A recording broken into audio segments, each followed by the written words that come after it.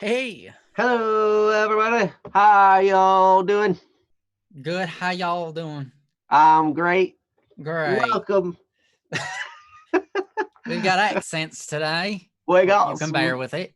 hey boy, something. What's going Wow. on? Uh, Hey, how's it going? you guys are awesome. Welcome to Don't Worry Wednesday. It's the special Ash Wednesday edition, as you can Yes. see. But I every time we do the Ash Wednesday edition, we get the question. What's that stuff on your What's head? that gunk on your forehead? Yeah, what is that? Hey, guys, did you know you have gunk on your forehead? Did you know that you probably fell and hit your head on your car? Both of you, you smacked into each other. So yes, that's why we have ashes on our foreheads. Because it's Mhm. Ash Wednesday. That was a good So explanation. yes, I actually looked up the history of Ash Wednesday Oh yeah, go for it. because yeah, and well, it goes back like 2,000 years, Yeah, like to the beginning of Christian history, and it was in Rome. The Christians in Rome, they would like dump ashes on their heads, right, at the beginning of nice. Lent. And then they couldn't even go to Mass for like all of Lent Hmm. until Easter. Like, so they were doing some Really? extreme penances or whatever. Yeah. And Wow, so, yeah. But they would dump ashes on them. Like, then that's in like amazing. the year 800, somewhere between the year 800 and 1,000, Uh huh. which is, which is a decent sized window. But that's when they It's started too. just putting putting it in the shape of a cross on everybody's forehead, not just the people who had to do the extreme penances, but Oh, but okay, okay. everybody got Yeah. ashes. Um, Wow. so yeah, so this the way that we do it now has been going on for somewhere between 1,000 and 1,200 years, Nice. according to the Encyclopedia Britannica online edition. Really, it was Britannica. Yeah, Huh. I Okay. googled it and that's what came up. So I was like, hey, Yeah. When you quote the Encyclopedia of Britannica, I mean, you sound pretty legit. So, yeah. So anyway, that's neither here nor there. This is Don't Worry Wednesday. This is the yeah. show where we handle any challenges, issues, or problems you might be having. Um, as Princess is posting here in the chat room, you can feel free to drop any challenge you have in the chat. You can go to bss.studio, find the Don't Worry Wednesday section, questions, topics from the live stream, and post it in there. She's got a link there for you. Or you can email us, dww@bss.studio. And yeah, you totally can do that. Or you can find us on Discord. However, I think it's been a couple months since I've been on Discord. Yeah. So uh if Ichikaro you Jack, that's a real bummer because we have one for you in here, and we're like, oh, sweet, Ichikaro Jack's finally here. We can do one of yeah, theirs. it's But from way back in October yeah, 23rd. if you got to get going, it's all right. Go for it. But I was excited. Yeah, me too. I was excited about doing yours, but that's okay. Um, yeah, if you gotta go, you gotta go. Yeah, got to go. It's all right. Happens. So Enjoy your night. we love you. Understand that wherever you go, we still love you, no matter what. So, and we'll look forward to the next time you come on. Um, maybe in the summer, or if there are other ones on Friday. It's because of the Fridays, man. When we stop doing them on Yeah. Fridays, When we stopped doing Fridays, we lost a big chunk of people, unfortunately. We have to get we're gonna back to have it to start somehow. doing them back on Fridays again. We'll Yeah. figure it out Yeah. somehow. Um, might be a later time, but we'll have to figure that out. Yeah. Um, anyway, um, yeah. So we are not professional therapists or counselors or anything like that. Jehoshaphat says, "Guessing y'all are Catholic." Yes, we are. Um, please don't hold that against us. But yeah. Um, so we're not professional counselors or therapists. We just want to be your friend. We want to help in any way we possibly can. give you some encouragement, some love, and some friendship along the way. Maybe some perspective, because sometimes, even though I'm sure that you guys are all smart enough to figure this out on your own, but even still, it helps sometimes to have a fresh set of eyeballs look at a situation and just you know they a lot of times from outside someone can see more of the situation. When we're in it, a lot of times we're blinded by a detail or two, or just all Hmm. the emotions surrounding it. And when somebody can actually take a look at it objectively without the emotion and look at the whole picture, a lot of times something can get cleared up, and oh, all of a Hmm. sudden you start to fix it, which is really Yeah. cool. I know that's been that way for me a lot. Oh yeah. So yeah. So anyway, I'm Joe, and in the appropriate place above me is Ryan. How you doing, Ryan? I'm doing fantastic. I don't know if this placement is appropriate. I'd rather be at your side, because then with you just slightly above me, because that's really how it is. Mm, But yeah, I'm doing awesome. Thanks for asking. How you doing? I'm fantastic. It's a Awesome. Great. beautiful, beautiful Wednesday. Fantastic. Our producer is Jesse once again. He's back with us this week. Last week, he was not. He was taking care of his wife who had some surgery. So thoughts and prayers to go her way would be awesome. And in our chat room hostess is Princess Yellow. Hmm. She's amazing. She keeps us on track. She lets us know how long we've been talking. Uh, so so we Hmm. don't She's talk a like, lot. you guys are talking for a while. I just want to Mhm. say real quick before we get started. Hey, hey, Wandering Soul, Sophia, Cody. Oh my gosh, Cody, I haven't seen you forever. I hope you're doing good, man. And yeah, lots of really cool people in here. Koshi, Jehots Fitz. I don't ever there's a lot of people in here that we don't usually see. What's up? Hey, Magician Jester, my Gary, what's up? Mhm. Yeah, so it's really exciting to have you guys with us. Thank you. Yeah. So anyway, welcome. So we've got some topics here. We had one from Ichiraku Jack, Yeah, we were gonna do that one. and we still have that one. But and looks like we will still have that one after this show um, because he had to go. So Mm. we have a few from Munkerstar. What's Munkerstar's name other than Munkerstar? He goes by Monker Star. I don't know if he Okay, has another name that he goes by that I can recall at the moment. Jono. It's Jono. Oh Jono. yeah, Jono. Yeah. Okay, yeah, Yeah. Jono. Thank you. Thank you. Thanks, Cody. Yeah, You guys you're are right. awesome. So Jono. yeah, but we've got a few. He can't make it. Oh, Wandering Soul. Wandering Soul is here? Yeah, Where was that? Did I miss it? yeah. Wandering Soul's here. Oh, Wandering Soul said something about Sir Lurks a lot or something like that.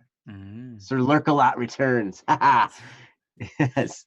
I'm guessing Wandering Soul is Sir Lurgalot. Yeah. How Howdy, how Wandering Soul. howdy howdy. So yeah, so we should start with Wandering Soul. Yeah, I And think that's a that great one, idea. oh, that one was posted on a great day. Was it? It was posted Oh on February yes, 22nd. which was 2/22/20. Yes. 02/22/20. That's right. It was also the day that I became the age of the answer to life, the universe, and everything. Well, happy birthday, man. I didn't realize it was your birthday back then. Thank you. It was my birthday back then. Ah, I missed it. Well, happy birthday, Joe. Thank you. Yeah. And Everybody in the who chat sing knows? happy birthday. Somebody out there Let's feel the vibe knows how old I am because I'm the number of of the the answer of to life, the the answer universe, to and life. Yeah. everything. Right. Okay, it's another heavy one. Fair warning. All right. Thanks, Wandering Soul. Happy Somebody belated. knows. Somebody's got to know. Please, somebody know in the chat. Yeah, I know it, but I'm not gonna say it. What's the answer to life, the universe, and everything? Come on, guys. You guys know. Do you want me to say it? There we 42. go. You Thank got it. you, Sophia. Am I allowed Yes. to say? Well, yeah. Thank you guys. I was thinking I better not be the only nerd in here. Hey, Sakura. But all right, cool. So yeah, let's do Wandering Souls, the hypocrisy of urgency. Princess has already posted the link for you guys so you can read along. Hey, Swilt. And Oh my gosh. Yeah, let's do it. yeah, so all right, this is from Wandering Soul. It's called The Hypocrisy of Urgency. And it says, "Hello you all. I've got a thought to digest, one that's got me gritting my teeth. What's up with urgency? Allow me to give you some context. A couple of weeks ago, I had one of the worst mental breakdowns that I have had in a long, long while. I won't bore you with details. Needless to say, a lot of friends were worried about me. I did lose some friends as a result of this breakdown, to each their own. But that's not necessarily what I'm wanting to discuss today. What I want to discuss is the hypocritical nature of urgency. I can guarantee that a lot of us take things for granted. It's practically human nature to never settle for what's in front of you, to always strive for what is beyond. But because of that, we only react to something when it is urgent, when there is distress. Today, I let my friends know that I was going to be taking a break from the internet and interactions as a whole, focus on myself and find something to make me happy. Sounds all good, right? Not a single concern. If I used that approach before I broke down rather than doing what I did abruptly, I might not be alive. And no one would be the wiser because it is in the back of their minds rather than right in front of them. Urgency is a deception. It demands your attention. It makes others react. And if it's not there, nobody suspects anything is wrong. You can suffer in silence for an eternity, but so long as you make your struggles seem as lax as possible, people would hardly notice. Isn't there a phrase, if it's important enough to do tomorrow, you should do it today? Hmm. And that is from Wandering Soul. Thanks, And Wandering Soul. I got to tell you, I do agree to some extent that urgency is an illusion a lot of times. Now, there are times when it's important to handle something here and now. And I have a story that pertains to um, to some of that. But for the most part, you're right. You know, we conjure up urgency so much in this day and age, and yeah, it's amazing. But I'm gonna turn it over to Ryan because he has helped me so much. And when I'm thinking something's such a big deal, he will unpack it in a way and help me understand.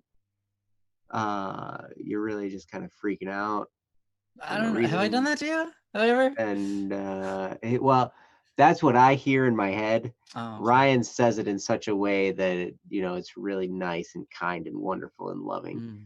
But what I hear in my head is, "Stop it! You're being dumb." I do that too. I tell You do. myself that all the time. Yeah. Yeah. But Um, anyway, all right, cool. Oh yeah, yeah, yeah. So Wandering Soul, thank you so much for this um this brilliantly posted section, or I guess yeah, topic. That's the word I'm looking for. Topic. Um I see that you've done already quite a bit of pondering, quite a bit of mm, reflection on the whole thing. And I think that's awesome. You just wrote additional note. I'm not curt at my friend or sorry, I'm not hurt at my Kurt, friends for not being worried about my internet break.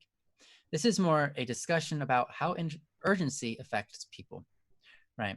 Yeah, and I could tell that was the case. It is unfortunate that your friends were that way, but at the same time, then it's just sometimes you do things and it weeds out your friends. Your real friends from they're just around you because they want to have fun and you're not fun anymore, and so they're just not gonna hang around you, type of person. Like that's not a friend, right? So sometimes it's I guess it's kind of okay for things to go sour, um, because it shows you the inside of people's hearts, um, and how they're gonna react, and it lets you know like, hey, maybe I shouldn't be around these people anyways, because if you're around bad people, right, it's just gonna make life bad a lot of times, even if you don't notice it at first.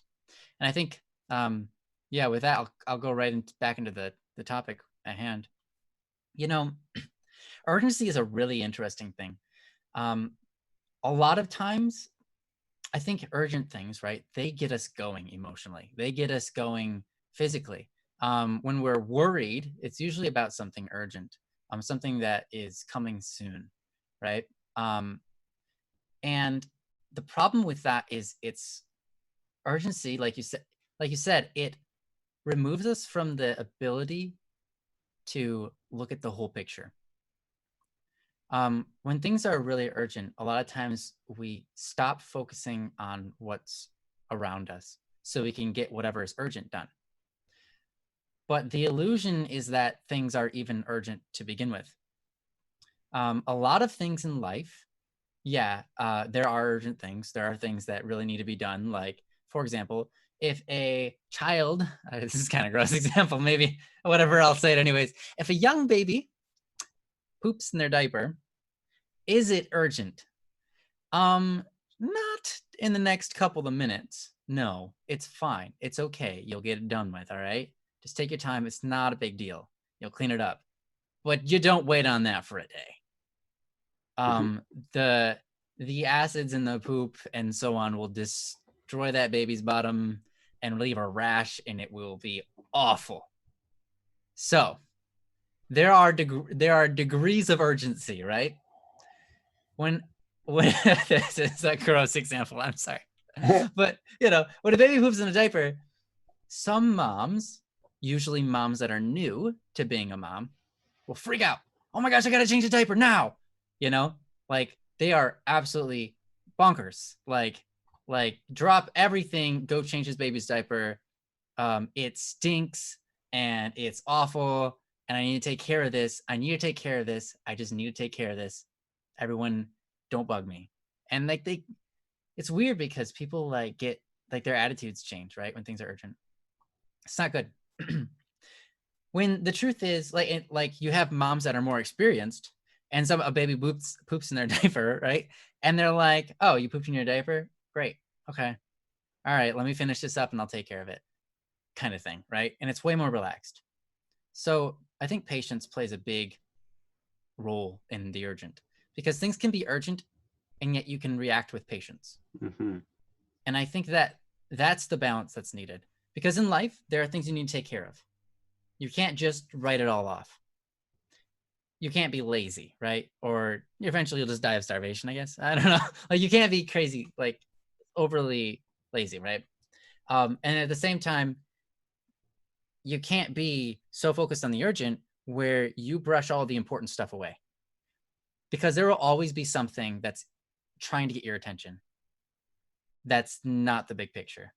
There's always something to distract you, something urgent on the line that's not a lot of times that important to your life where you have to break down, right? Where you have to freak out. Um, so um, that's one end of the urgency and patience spectrum. You have to find a balance, right? You have to be able to be diligent, but patient at the same time. Patient with yourself, patient with the people around you, and patient with the task at hand, because everything a lot of times goes slower than you want it to. Mhm. So just gotta be patient, right? But I think on top of that, one thing that you're talking about is really important, really peculiar, really interesting. I think it's something that a lot of people don't think about when they think about urgency. And that is what you pointed out here is when when you will make something urgent, all of a sudden everybody around you notices. And you could have the same issue, but not make it urgent, and nobody says a thing, right? And I think that's a really good point. And it's a really good thing to notice about people. Um, See, when you make something a big deal, people react often like it's a big deal. And when you kind of just brush it to the side, like, it's all right, it's whatever, people brush it off to the side with you. It's the same thing, but you decide how you want to showcase it, right? Um, and I think that is really important when it comes to interacting with people, when it comes to living a life where you are focused on the important things, living a life where you feel fulfilled and you help the other people around you. You meet people every day who make everything a big deal, Mm. right? Mhm. Soon enough, you notice those people. It's kind of like the boy who cried wolf. You stop paying so much attention to him. Then you meet people who never make a big deal out of anything, and then they make a big deal of something. You're like, whoa, something just happened. Something big Mhm. just happened, right?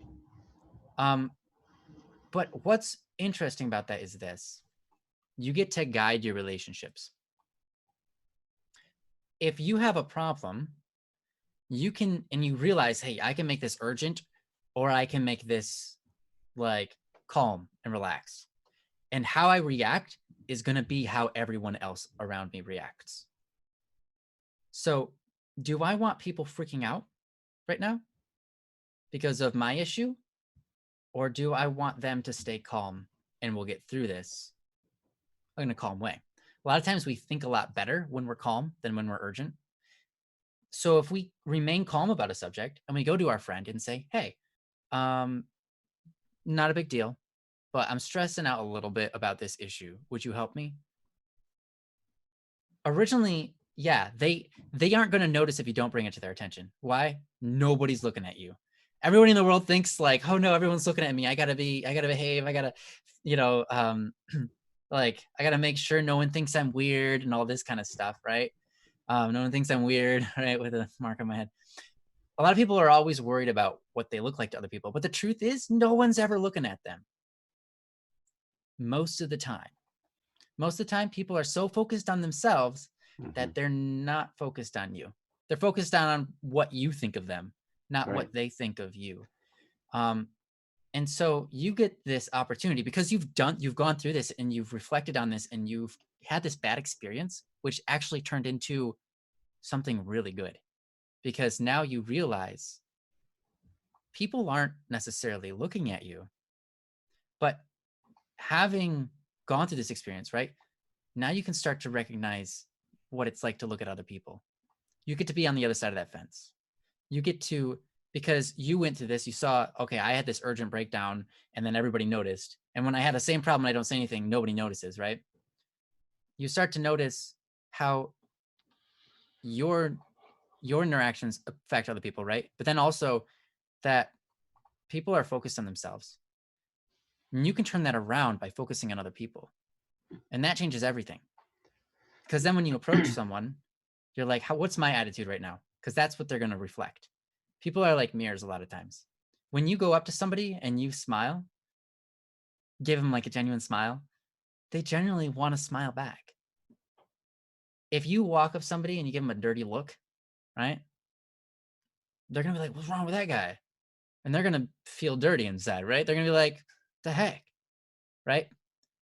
How you act will, you'll almost see like a mirror reflection on the other side with that individual, which is really interesting. So ultimately, um, I think that's a really cool and beautiful thing. But what you can do is if you have a problem, right? Like I was saying before, and it's not, it's it's the same problem whether you make it urgent or not. What you can do is you can go up to people like your really close friends and say, "Hey, I've got this problem. It's no big deal. Don't make a big deal out of it. I'm just it stresses me out a little bit. What do you think? This is what's going on. What do you think I should do? Or what would you do if you were in this situation?" It makes things calm. It makes things respectable, and then you can discuss it out and figure it out together in a calm manner where our minds work best. Because when we're not calm, when we're freaking out, everything goes bad. Mhm. Like Yeah. it just does. Um, and that's why also you might think it's bad that you bottle up your emotions when other people just let them run free. And all the people who let them run free get all the attention while you bottle them up and nothing ever happens for you. But let me tell you, you are the hero that like no one asks for, but seriously, everyone relies on. There's so many examples I could give where just being calm in a moment gave someone else strength, when people are freaking out about something and you come in and you just remain calm, whether or not you notice, people are being affected by your presence. And by coming at it like just bottling up the feelings, now a lot of times you don't want to bottle them up, right? You do want to kind of like let them out, right? And you can talk to people about them in a calm manner. But seriously, you make all the difference in the world to people, and you don't know it. But you're like your people's rock, your people's foundation. That's your Mhm. personality type.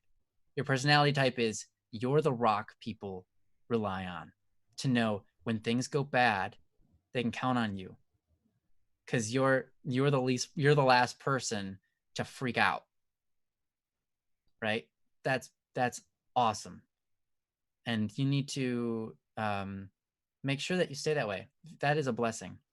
Now, like I said, yeah, you have to let it out, right? But you can let it out in calm ways. But anyhow, I've talked for a while, kind of repeated myself a couple times. I'm going to give it over to Joe. I'm sure he's got some really good examples of in his life about these sort of scenarios and stuff. So go for it, Joe. Well, no, first I would go back and listen to what Ryan talked about multiple times. If I didn't say it You enough, said it, listen you to it said it, again. you said it in different ways, which was great because it unpacked that, the thought process really well. Um, but yeah, it's, one of the things about urgency. Now, there are urgent situations. Some people live like their whole job is dealing with urgency, like first Yeah. responders, Mhm. firefighters, ambulance, EMTs. My brother, for instance, he's a firefighter and an EMT. And he also, it's it's crazy. I don't know how he does this, but he also owns a fuel distribution company and drives a fuel truck, and he's a firefighter and an EMT. Like, That's insane. That's yeah, amazing. yeah, it blows my mind. But if you met the guy, you'd understand he can handle it because he's like bouncing off the walls all the time, right? He's like this ball of energy. Yeah. Um, He's fun. but at any rate, but their whole life revolves around urgency. We had this experience over the weekend. Actually, we were at martial arts, and we did class. It was me and my two boys. My boys are 11 and 8, right? So after class, we were helping out the martial arts school. We were moving some wall hanging stuff. They had a big picture they needed moved and a whiteboard they needed hung up, and so we were drilling some holes and putting the anchors in the walls and getting everything ready to put this big whiteboard up for them. And my two boys and a friend of theirs from class, they were just kind of playing in one of the back rooms. Um, and they were doing great. They were having a good time. They weren't breaking things, which was awesome. Um, but yeah, so all of a sudden though, like we're working on this, and I see my two boys come running up, and my 11-year-old has this look on his face, like he's like freaking out, like, oh my gosh, oh my gosh, oh my gosh. And my 8-year-old, he's in front of him, he's running up, and he's like holding his chin, and then he uh he like took his hand away from his chin. All this blood was just like coming out, like Oh my gushing out of his gosh. face, right? Like it's just blood, blood, blood. And we're like, whoa. And so, to her credit, my wife is usually the type of person who reacts, emotionally and has the freak out moment.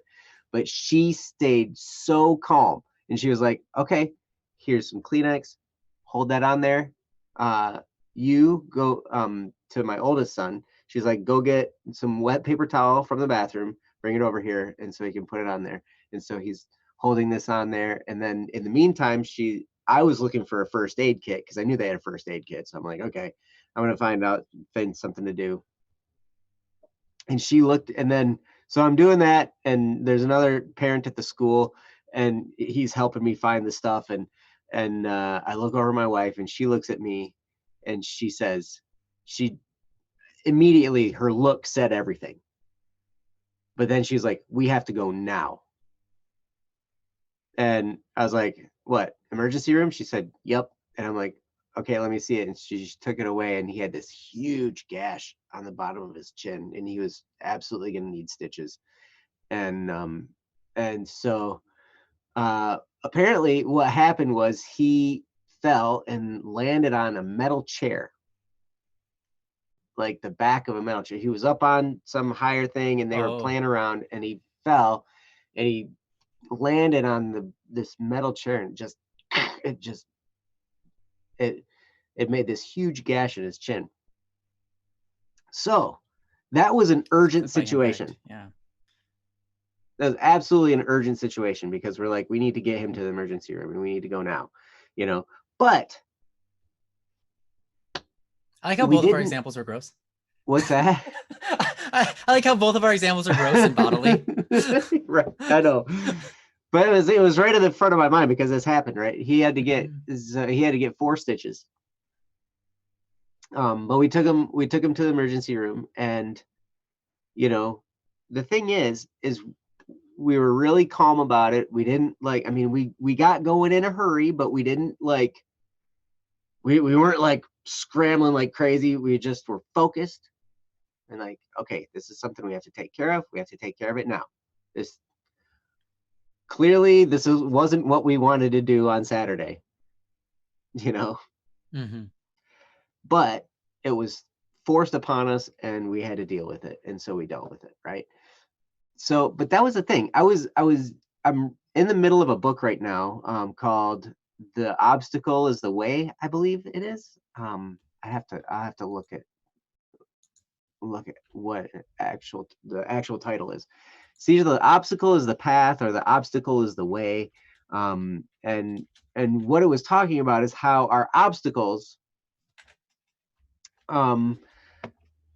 how our obstacles, they actually are the way to our success in whatever it is we're dealing with, whatever it is we're pursuing, whatever. A lot of times we get hit with an obstacle, and we're just like, oh my gosh, this is terrible.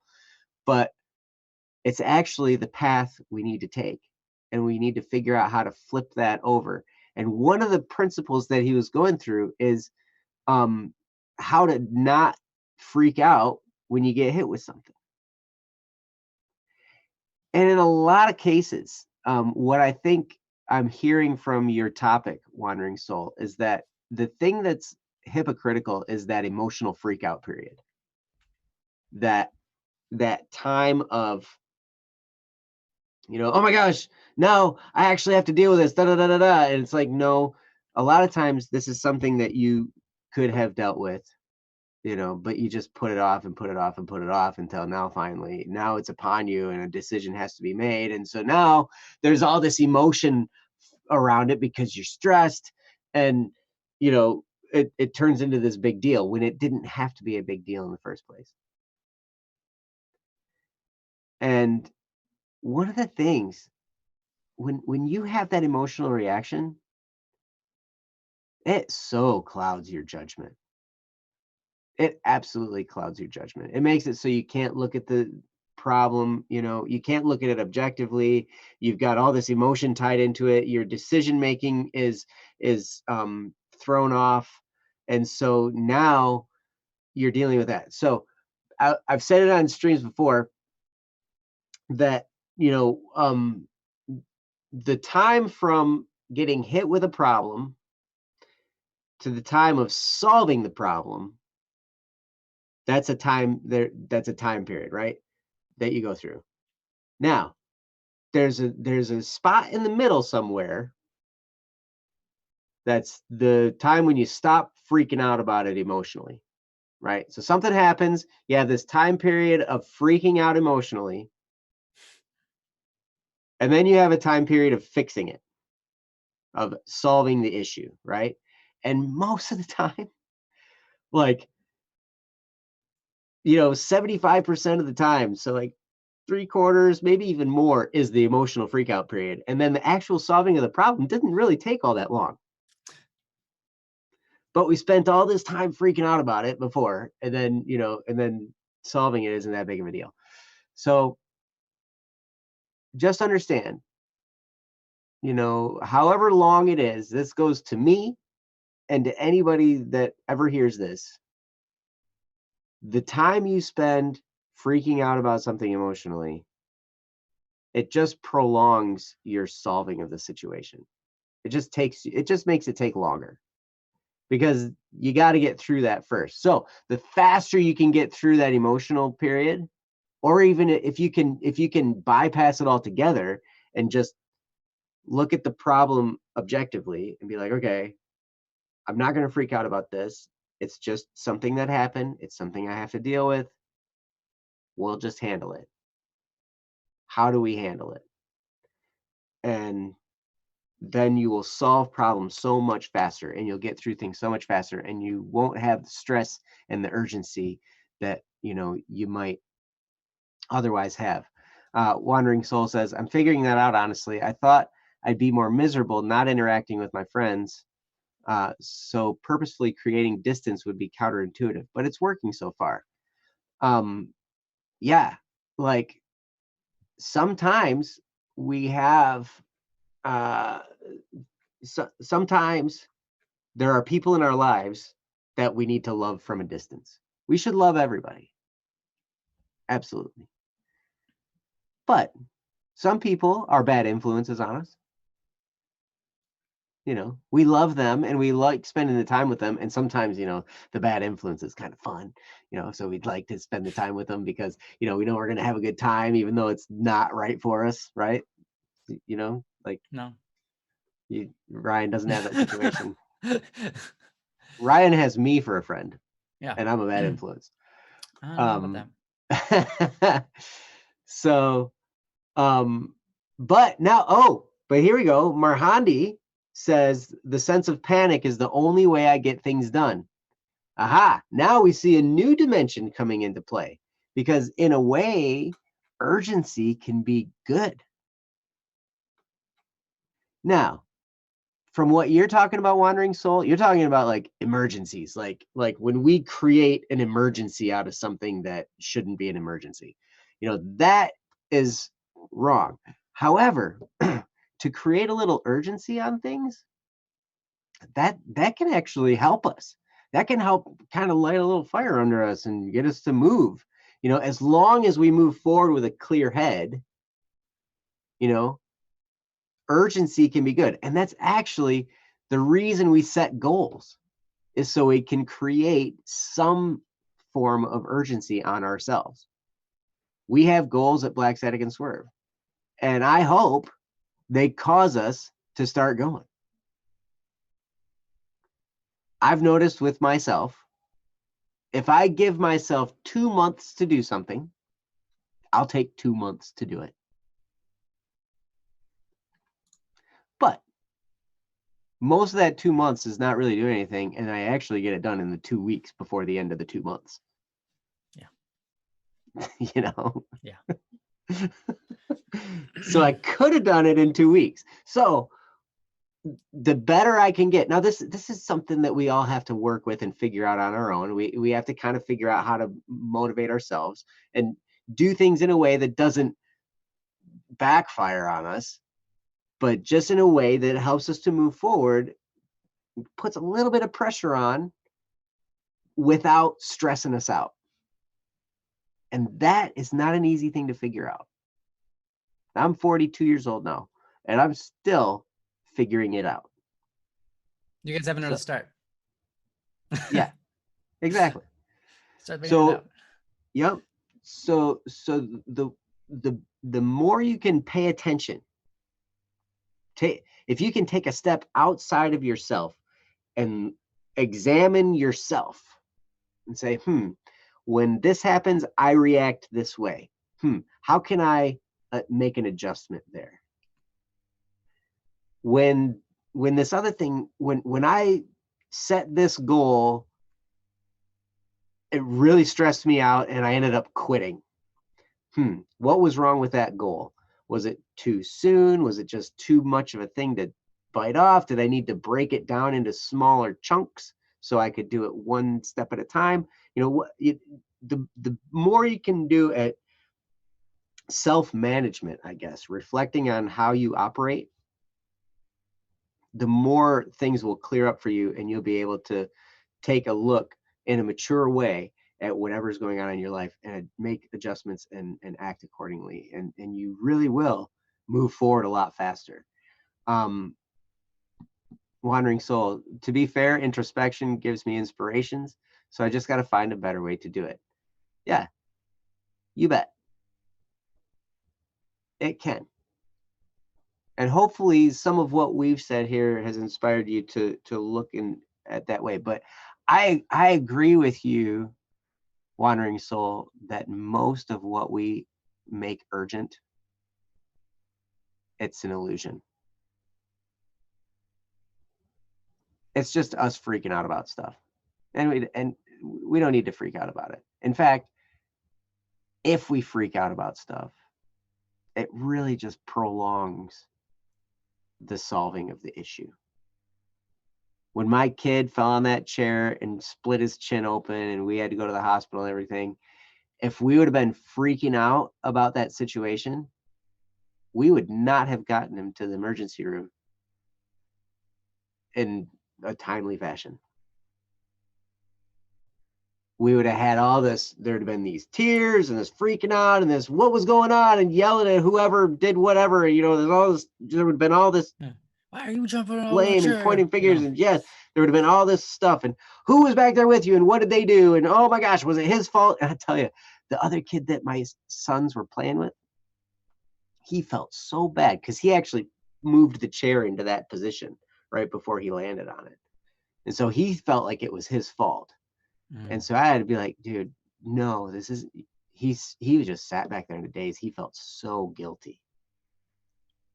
And I was like, hey, it's not your fault. Accidents happen. Just because that chair got moved there, hey, my son, he jumps around and jumps off of stuff all the time anyway. He's a little daredevil. So he would have found something to hit his face on if it wasn't the chair.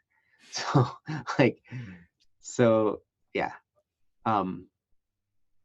Wandering Soul says, indeed, I suppose I'm not perturbed at urgency itself, but how emotions cloud the mind in urgent situations. Yep.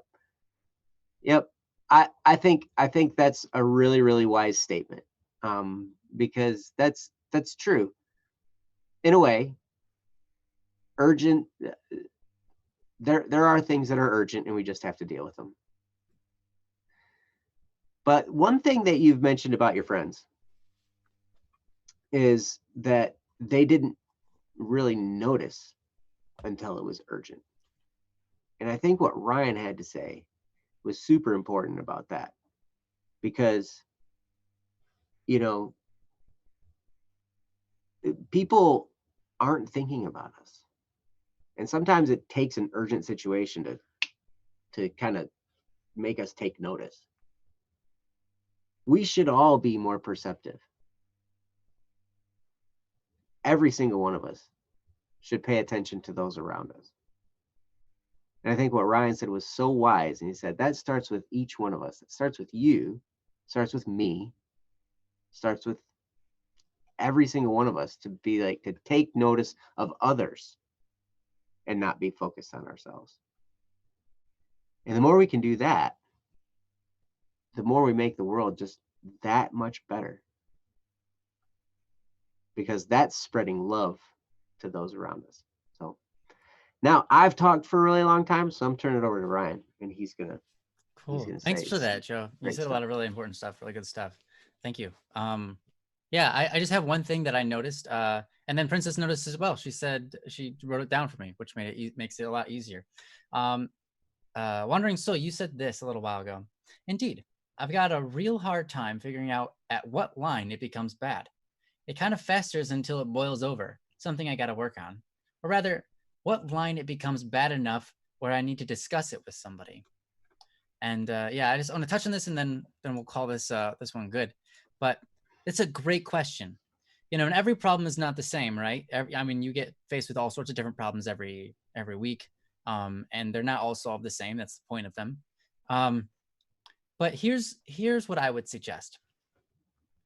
When you have a problem with somebody else, that problem is it's one person's fault, all right?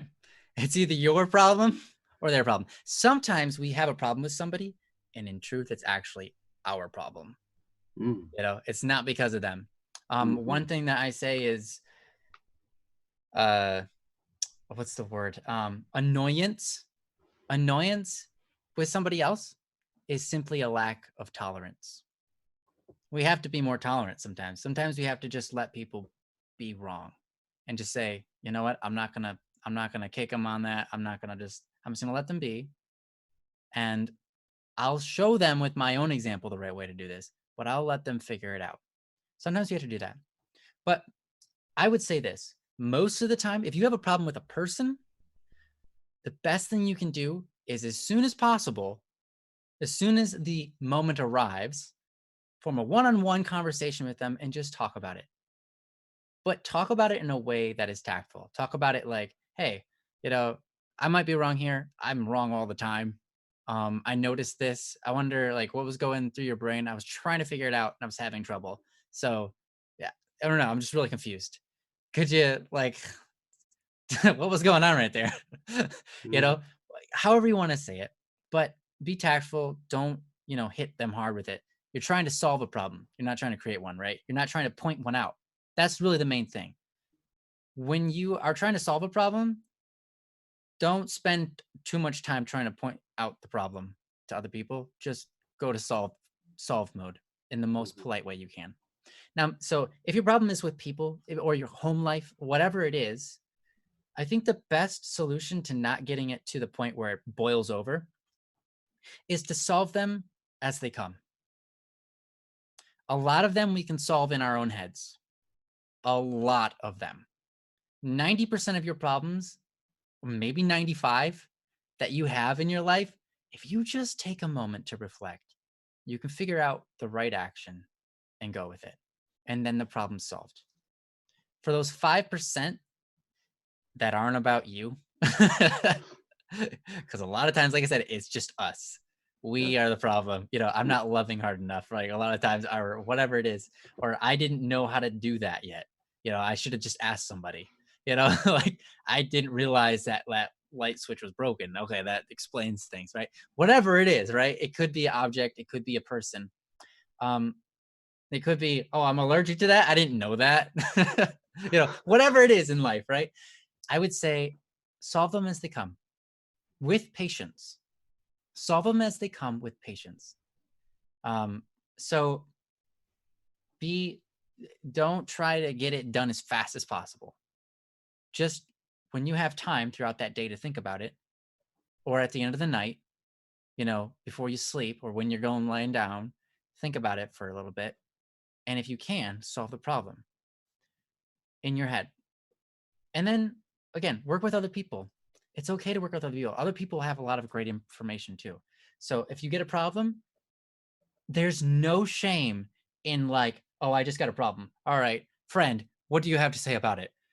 There's no shame in that. In fact, that uplifts people because they go, you go to me for your problems? You think that I know stuff? You think that I'm smart enough and I'm wise enough to figure this stuff out? Wow. Thank you. That makes me feel good. They'll never tell you that, but that is literally what they feel inside. So don't ever be ashamed to go into somebody else and just being like, hey, this problem just came up. What do you think I should do? So yeah, when it comes to like trying to avoid that situation where it boils over, the best thing you can do is just let them just go at them as they come. And if you've got problems lingering right now that are on your mind, like, man, I've got this going on, I don't know what to do with them.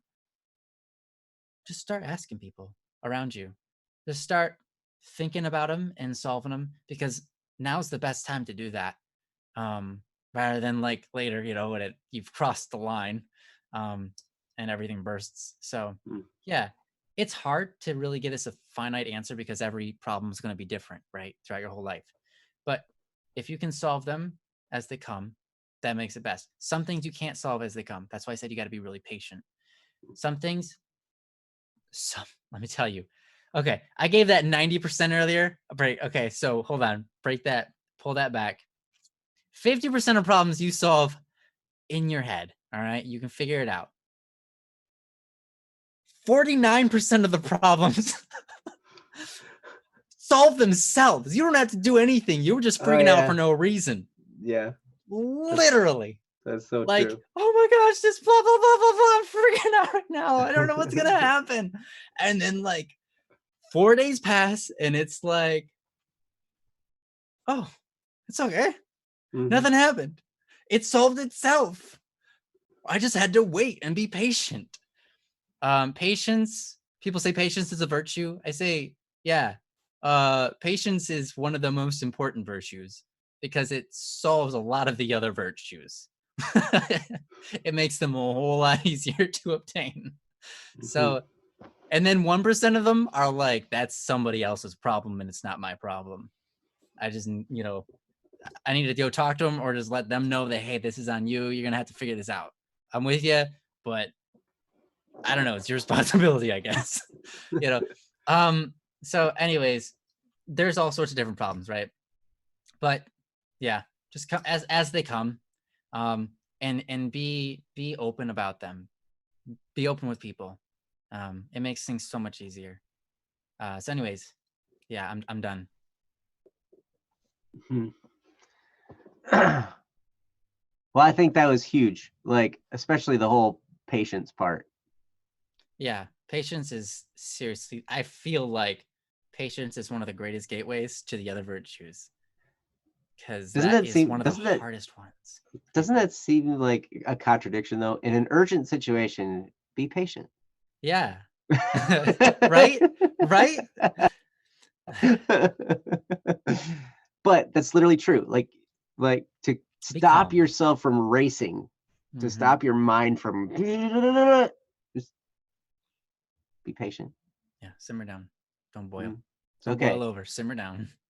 Yep. Yeah. Like I deliberately in the moment when we were getting ready, we were getting everything around to go to the emergency room.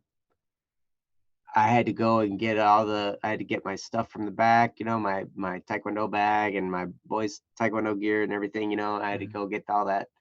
And I literally just walked almost, I walked a normal pace, a little bit slower than normal pace, just so I made sure that I wouldn't forget anything because then it's back and forth, back and forth, back and forth, right? Oh, yeah, yeah. But just to take the time because I knew we were going to be okay. He's got pressure on it. We're going to get there. He's going to be fine. But, it's just to make sure, all right, I'm deliberately calming myself with every step, Mm. you know, and that made a big difference. Yeah. Thank So, you so much for this topic, Wandering Soul. It's a great topic. yeah. And yeah. Princess is like, you're at 40 minutes. Yeah, we've done one topic. That's all right. Um, if you guys stuck around, that's great. That means we didn't bore you to death, just bore you to near death. And that's all we need. Is you just be nearly alive. Uh, Mhm. anyways, what? Yes. I'm gonna take a So sip of this thank so that I you. stop talking. Thank you, Wandering Soul. You're awesome. Thanks for doing that. For posting that because I think that was a really important topic. So anyway, looks like let's see for the next post. Let's see. Ichiraku Jack is not here. Saigo is here. Saigo, we've got one from you that you posted on Sunday about tying loose ends. Sweet. So you Yeah. would be next in line. Saigo, I love you. Saigo, you just posted like a second ago, so like I'm gonna. Yeah, don't even pretend to not be here. I'm We got you, and we got your problem, and we gonna try to tell you what your problem is. Don't do that. You don't need to tell people Wandering their problems. Soul, Wandering Soul, thank you. You're very welcome, and thank you for posting and Yeah, being absolutely. here. So that's awesome. Thanks so much. Yep. Hey, Kendra, Welcome great back, place to Ken. be. You Yeah, must. I bet you have ashes on your forehead too. yeah. But All right. So Saigo, tying loose ends. Let's see. Am I gonna get to Saigo, Princess your beat me. I profile was gonna picture is really cool. I don't know who that is, but I like it. Saigo says my problem is yes. Okay. So it's 2 plus 2. Is that what we heard earlier? 2 plus 2 is yes. So Yes. Okay. So Saigo is tying loose ends. And let's see. All right. So Princess posted the link, and so you can read along as I read. So it goes like this. First of all, apologies for my 2-week absence. There was no particular reason. I was just zoned out and didn't notice the stream starting or the fact that it was Wednesday to begin with. I'm sure they were great streams regardless, considering what I've seen up until now. Yes, oh, they were thanks. great streams. You missed out. They were so You're awesome, amazing. Saigo. The ones that Ryan hosted were really awesome. I Uh, wasn't even here. so, all right. So, to start off with the context, I've been considering moving away from my city. It's a lovely place, but there seems to be an air of stagnation permeating it. The city changes at a snail's pace, and so do I. Maybe I'm just projecting myself on the city, or maybe not. Point is, I've had two friends leave their homes for some. I've had two friends leave their homes for some time. One of them, he's not from the same city as me, but still works for the argument. For the argument? Yeah, still works for the argument for the topic statement. Oh, gotcha. Okay. Went on an interchange course after I convinced him it would be a great idea to. The other went to work with a relative on another state, and with both of them, I managed to see an amazing personal growth after they returned. The one who lives near me even became my barber, and in the words of my father, it took me 50 years to find someone who could give me a haircut this good. Back to the Nice. point, I believe I desperately need something like this as well, but unlike them, I'm not so keen on coming back. If I can settle somewhere else, I very much want to stay. However, much to my dismay, I've also recently been doing some grave digging on the it's a dead topic, don't look, smell, don't touch, look, smell, or hear section of my past. Brilliant move, right? Long story short, I've done a few oopsies with people I don't see for about 8 years. It could be argued I didn't, and it was a lose lose. But regardless, I've done a lot of thinking about that situation over the last day, also month, and few years ago too. Okay, I admit I didn't really completely stop thinking about it ever. I got to a point where I believe I have the situation to about 97% sorted out in my mind based on logic and a few random bits a friend of mine let slip while trying to tease me. But not only do I hate numbers that aren't round, I also never tried to contact any of the people involved. Jokes aside, I'm terrified of bringing this topic up, even with that friend that let the bits escape and talking with the people involved. Frankly, I just hope they've gotten over everything that happened. And if they did, I don't think it would be right to open that wound just to satiate my curiosity once since I've already screwed up. There's no fixing anything, especially if I eventually leave. Turns out opening friendship also opens up the responsibility to maintain it, and I've failed to. I've hurt people for that, and to reinsert myself all of a sudden just to fail again would be very, very wrong of me, especially since it goes deeper than just friendship.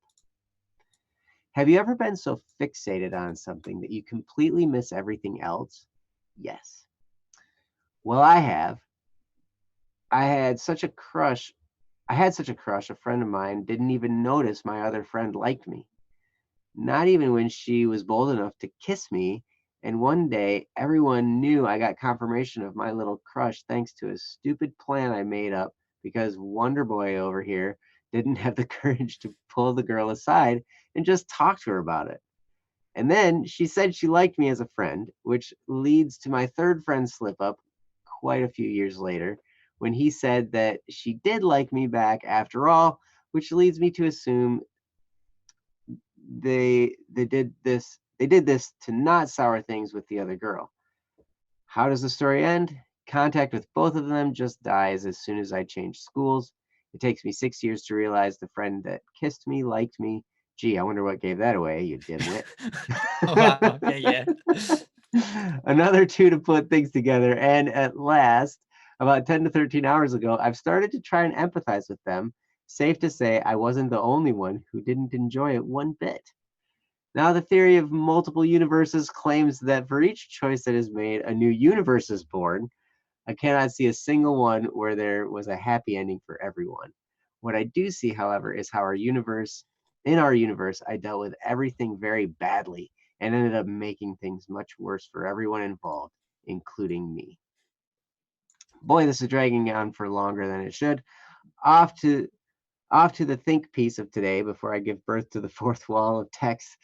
On one hand, if I move away, I might not be able to tie up these loose ends. On the other, I don't think I should open wounds that I hope have healed already. If I'm the last one still thinking about this thing, then it might be best for everyone that I carry this weight myself. Man, it was hard to avoid swearing while writing this one. Sorry if I got a bit aggressive at parts. My relationship with my past self is like an older brother watching his younger brother putting his hand on a stove to check if it's hot.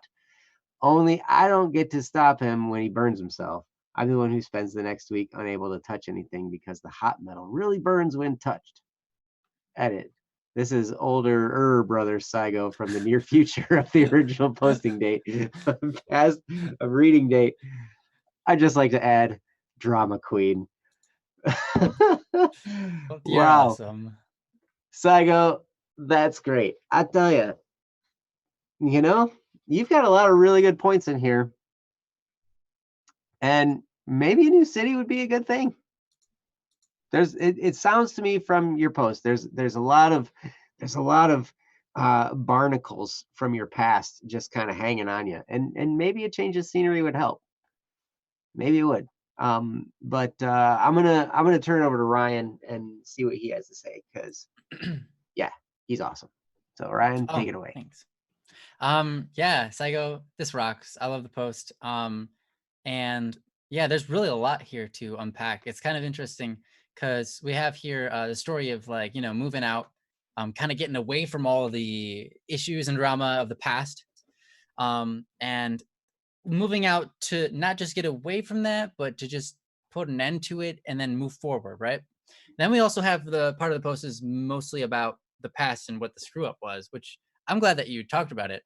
It was pretty interesting, entertaining, but very unfortunate that you had to go through that. I've gone through not that scenario for sure, but similar type things in my past, and have been curious, like, man, what if I did take that relationship up, or what if I changed this or that, right?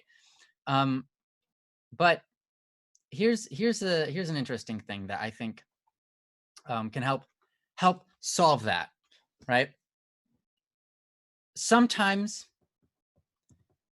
it's not a matter of whether we did something right or wrong.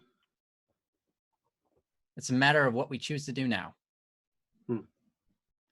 Because every action you take, you reference the multiple universes. Every action you take ultimately dictates where you're going to go in your life, and it dictates where other people are going to go in their life too.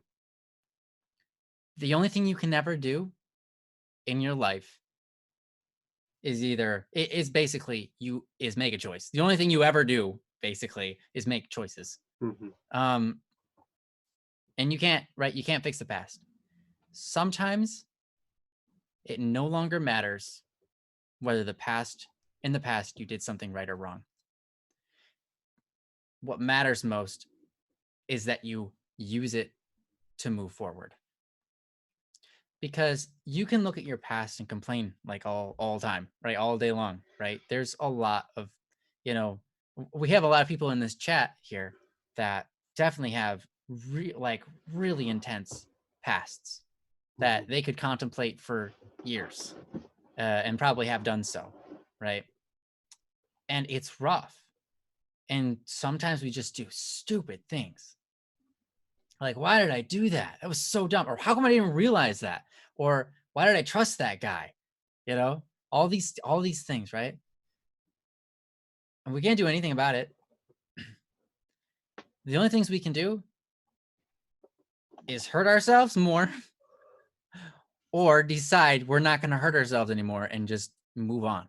Mm. Um, and I think, everything that happens in the past is there for a reason, right? We can make good of it. And I think that's a beautiful thing. So when you look at this, like, like you said, you've kind of got it, thought it through, you've got everything figured out and solved, right? Good, good. Um, it's okay to let it go. It's okay. Um, it's okay when it comes. When you think about it for a second, you're like, yeah, that's right, that happened. Forgiveness is key Mm. because it's interesting. I think Joe gave a great example one time. He was talking I about forgiveness. I did give a great example. Yeah, you did. You did. He's talking about he had I don't remember who it was. Somebody, I think it might have been your dad. I think it might have been Joe's dad, but I'm not sure. Somebody had like a wound on their leg, and it was like wrapped in gauze and in whatever in like, is that what it's called? Gauze? Just the fabric, whatever it is called. Yeah. And basically to keep the blood and everything contained and give some tension there. And I don't think your dad did this because he's too melancholy. But once they got that wrapping up, right? When you go, it's like kind of like you go into a problem and you get that cut in your leg, right? And then you wrap it up to aid it, right? Now, there was a person who wrapped it up and they just let it be. And they said, okay, I've wrapped it up. I put the band-aid on, and yeah, the cut will heal over time because that's what happens. Our bodies heal it over time. Unfortunately, that's not what happens because you actually have to unravel that gauze and clean your leg and then put some gauze back on, hopefully fresh gauze, Mhm. right? Because if you don't, it will get infected. Mhm. Every time you take that gauze off, it hurts. It's painful. But when you wrap it back up with clean gauze, your body can start to heal again. And you might have to go through it a couple of times. But in the end, your leg turns out fine. And that's kind of like how problems are sometimes. Sometimes things, we mess them up. We get a gash in our heart. We get a gash in our relationships. Or we get an actual gash in our leg. They messed up that bad. Someone was like, I'm going to check your leg, whatever. We have to address the wound. Sometimes we just put up blockades to say, okay, I just won't talk to them anymore. Or, I'm never going to do that again. I'm scared of doing it. I'm terrified, right? I'm never going to do it again. Or I don't trust anybody anymore. There's like trusting in people only results in pain. So I'm not going to do that anymore. Sometimes we have to address the wound and it hurts. It Mhm. hurts when we unravel that and we look at the wound again. We check up on it and say, hey, do I need to run some peroxide over this, make that sting, rub some salt into it to clean it out and get rid of um, the microorganisms, the problems there. And then once we do, then we have to dress it back up, right? And sometimes that's how problems are. We have to look at them. We have to go through a process of healing that involves a lot of pain. And the more pain we add on to it, it feels, the better things get in the end. Because like I said, if you wrap that up and then you just like, oh, it hurts to unwrap it, I'm not going to unwrap it. It gets worse and worse and worse, right? So yeah, there's that end of the aspect. A lot of that is forgiveness. When you forgive yourself, this is a lot of times what you have to do. You have to forgive yourself for your past, because you can blame other people too, and you can forgive them, but a lot of times it's on us and we made the bad choices, right? Mhm. Or we didn't notice something. Mhm. um, you have to immediately forgive yourself of your accidents, the things you didn't know any better on. And as pretty much everything, most of the time, a lot of times we go through life, we're trying to do the best we can Mhm. to make things right. We don't want to make things worse for ourselves. We're just trying to make things better for ourselves. So we go through a problem and we have an action, and we take an action, and like it backfires. And we find out months later, oh, well, that was a dumb action. You know, I should have known better. But the problem is you didn't. You didn't know better. You did what you could. So don't hurt yourself more. You know, yeah, you didn't know better, but now you do. And that's awesome, right? Now you have something that you gained from that pain. And that's a lot of times what forgiveness is. Because in what's different from the wound, I guess it is similar. If you want to say your wound gets a scar where your skin becomes tougher, um, the difference between, but the biggest difference between like a wound and it healing and actual forgiveness is glorified. Forgiveness is not just healed, it's brought to a higher level. It's purified. It's taking something that was bad and not just making it unbad. It's not just making it neutral again. It's not just fixing a problem. It's taking something that's bad and it's making it something good. That's what forgiveness does. So when we look at our past and we say, wow, I messed that up, I think it's important to go, yeah, but I mean, I was trying to do what I could.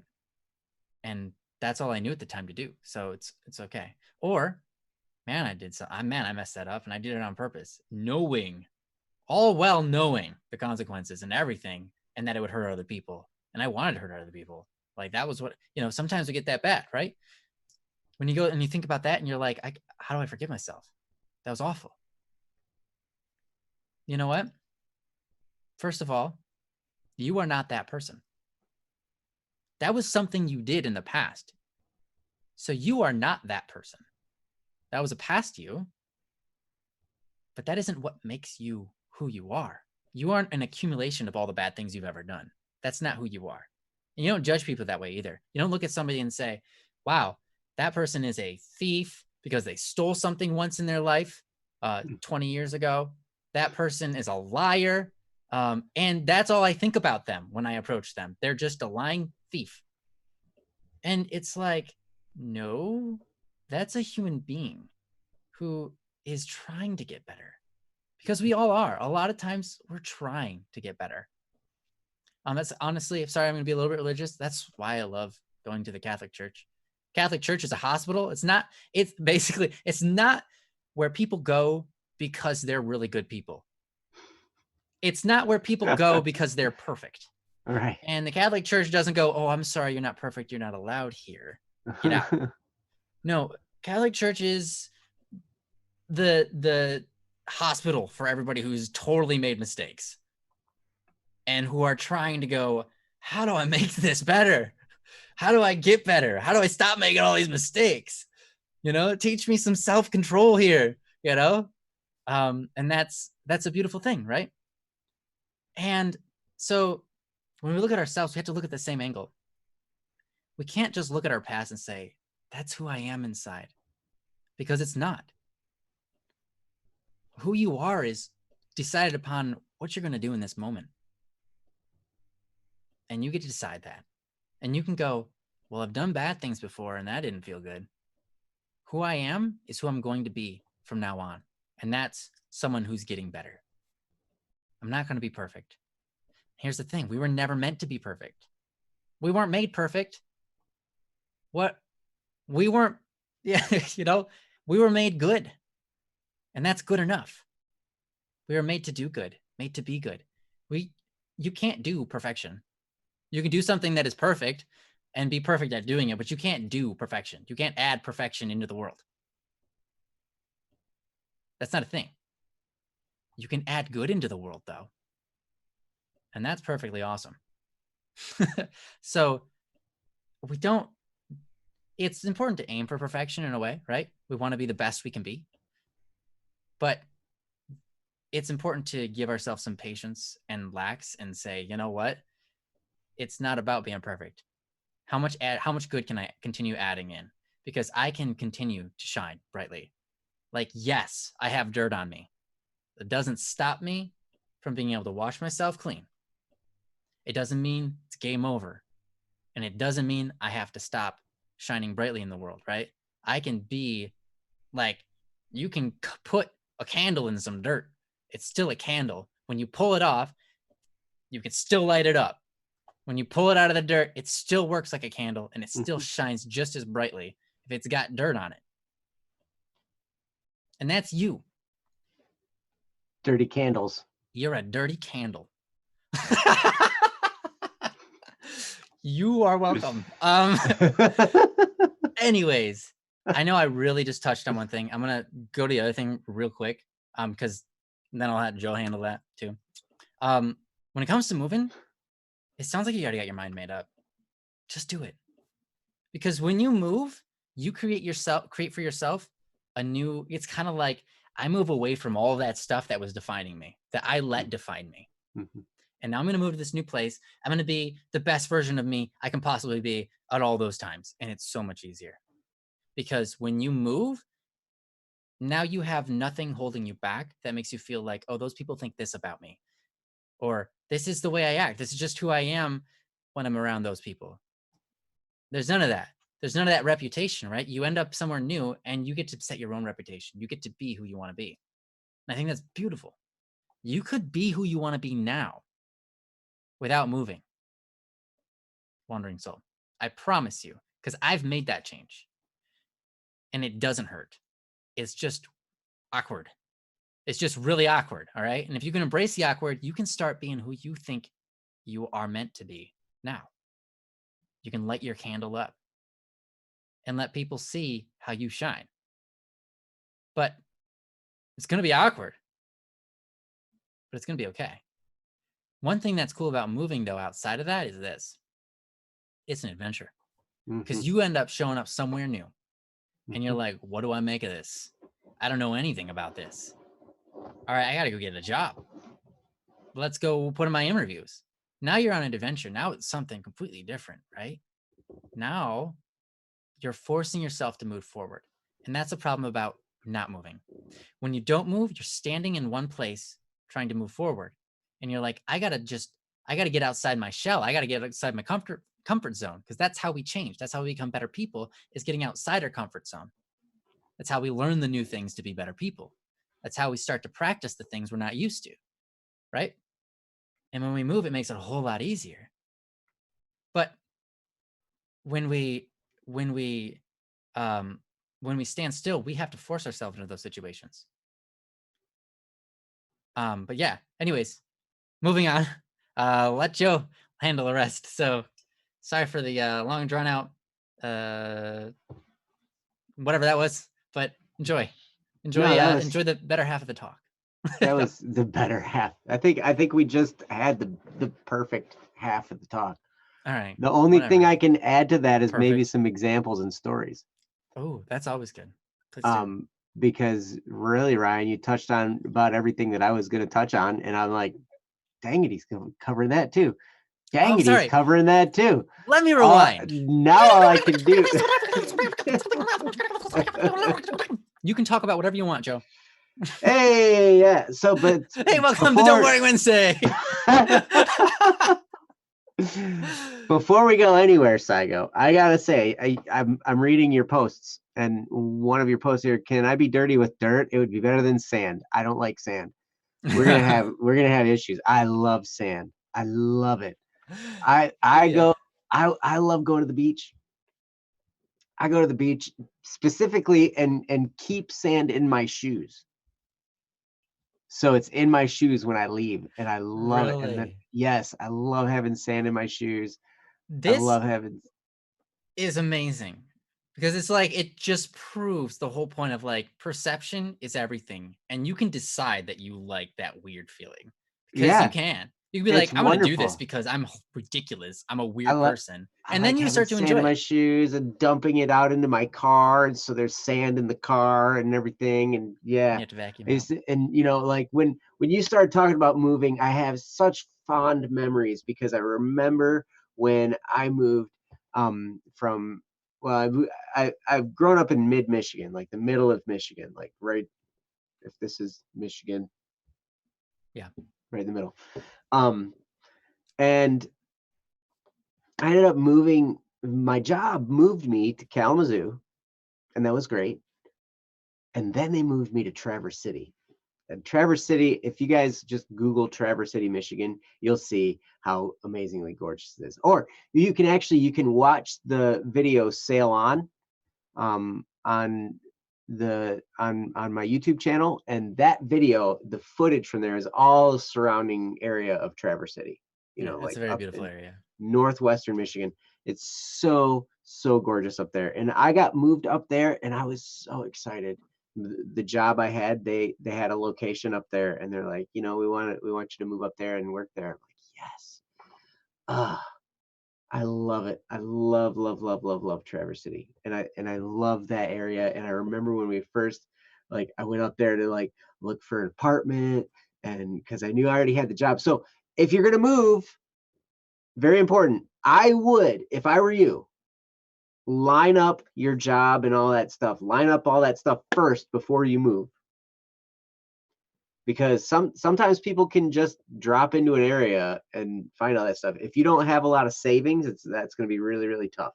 If you are going to do that, you better have, make sure you have some money saved up, a few months worth of expenses, if you're just going to try and find a job once you get there. But with online job searches and everything, you can line something up before you go, I'm sure. Anyway, yes, Akil, it looked so beautiful. It must have been quite the trip. Yeah, Ryan and I actually took a few days because now I live in mid Michigan again. I live in the Lansing area, and it's it's whatever. It's home, you know. But um, Yeah. um, but up there, it was so beautiful. It was so wonderful, and I got to meet a whole new group of friends, and I got to be myself. It didn't matter. I didn't have any of the baggage. I didn't have expectations to be a certain person. Hmm. You know, I got to be me. I got to just kind of like let myself be who I am without all of that extra stuff. So I remember that. I remember coming over the hill and seeing the bay for the first time and just looking at the water and see, it's wonderful. Loved it. Here's the thing though, you can find a new area and you can be just as miserable in that new area. Yep. Because there's two things here. One, yes, the adventure of going someplace new, the letting go of all this baggage that you have, and the just being able to be who you are without any expectations. That's great. And that can be such a healing experience. But in all of these situations here, what you're describing in your what you described, the walls of text that you've put on here, um, uh, on in your post, you've got some things that you need to be you need to forgive, like Ryan was talking about. And I think I've figured out why it's so hard to forgive ourselves. Because that is so hard. Have you noticed that? Ryan, have you noticed that? Yeah. That we're the I think hardest person to everybody, forgive? Like, yeah, I think everybody feel like almost everybody feels that way. Yeah.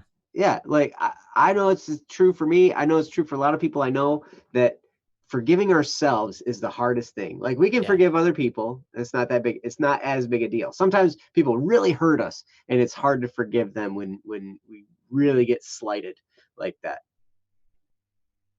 But the interesting thing is we get to choose whether we're hurt by something that somebody does to us.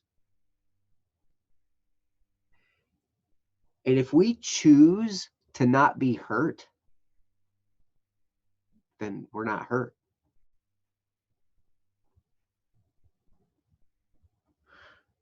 How many of you guys have seen the Matrix movie? I'll never forget the Matrix movie when he finds out he's teaching him that he's in a computer program and this is what he thinks is real life. It's not real life. Mm. And Hmm. he's like, he's like, he's like, why did I beat you? He's like, you're just too fast. You're too fast for me to beat you. He's like, do you think me being fast has anything to do with my muscles in this place? Then he looks at him. Do you think that's air you're breathing now? Ugh. And it's like in that moment right there, I was like, oh wow, wow. And um it was the same thing when I heard if if somebody uh if somebody does something that hurts me, I can choose not to be hurt by it. I remember the first time I heard that and I was like, this is a choice. It was like that same moment, like, you think that's air you're breathing? Like, it's like, oh wow, wow, that's crazy. So Saigo, you've got some things in here. I'm being drawn to my attention. To be frank, I don't really get forgiveness that well. I mean, maybe I just do it naturally without thinking about it because I can think of one person that has done ill to me, and I wasn't like, oh, okay, all right, then next thing. There's a difference between just being okay with something and then actually forgiving the offense. When you forgive, you acknowledge that a wrong has happened. Yeah. Something happened that was wrong. And then you actively say, I forgive that person. Like, I no longer am going to hold it against them. It's like a debt. Like when someone owes you something, Mm-hmm. right? But the way it works with like sins or like when someone does something wrong, right? You could say they owe me, but I'm going to choose to forgive the debt. Mm-hmm. And then they no longer owe you. Right. And that's why I have it's really a touchy issue for me when people say, well, you can forgive, but not forget. And then to me, I'm like, then did they actually really forgive? You're saying if they forgot it, did they actually forget? No, Or sorry, if they forgot it, did they actually forgive? if they don't forget it, like if they don't forget about it, did they actually forgive it? Because a lot of times people just say, well, I forgive them, but I'm not going to forget it. That's just a mask for saying I'm not actually going to forgive them. Oh, sure, okay. But here's the mechanics of forgiveness and all that kind of stuff. This is something, and this is why I think it's so hard to forgive ourselves. Let's say, for instance, this is how forgiveness works. Let's say I'm here and I look at Ryan and I see his owls back there, and I just can't stand his owls. He's got 4 of them. They're multiplying like crazy. You know, he started off with one. Its name is Waddles. He says it's not Waddles, but it is. And then this blue one popped up, and then the blue one and the gray one had a gray child, and now there's a red child. And so like there's all these owls and it's freaking me out. It's making me really upset, right? So I go up to Ryan's room and I reach up there and I grab his owls and I chop them up into little bits and light them on fire with his Kodo back there. Dang, man. Brutal. Right? So you would think that that would be a wrong thing for me to do, right? Like I just stole something of Ryan's and destroyed it. Yeah. Now, what that's done is that's injured our relationship. Right? Oh, yeah. It injured the owls, too. Injured the owls, totally. Yeah. So, you guys are awesome. So for Ryan to heal from this situation, he needs to forgive me. If Ryan doesn't forgive me, it doesn't hurt me any. His lack of forgiveness doesn't bother me. His lack of forgiveness bothers him. Right. Joe's not going to pay me back anyways, let's be honest. Yeah, Joe's broke. You know, he was lucky he got ashes for free. Like, that's hilarious. But so this situation, for it to be completely healed requires something from either side, right? From my side requires repentance, contrition. I'm sorry, you know, true contrition where I'm like, I really, really feel bad about doing that. I wish there was a way to make it up, you know, but I'm broke, so I can't replace the stuff, right? But That contrition is what is required for me to heal. On Ryan's end, for him to heal requires the forgiveness. So Ryan's not going to heal from the situation unless he forgives me. And as long as he says, well, I forgive you, but I'm not going to forget it. I'm still, I still think you owe me, blah, blah, blah, blah, blah. He is not healing.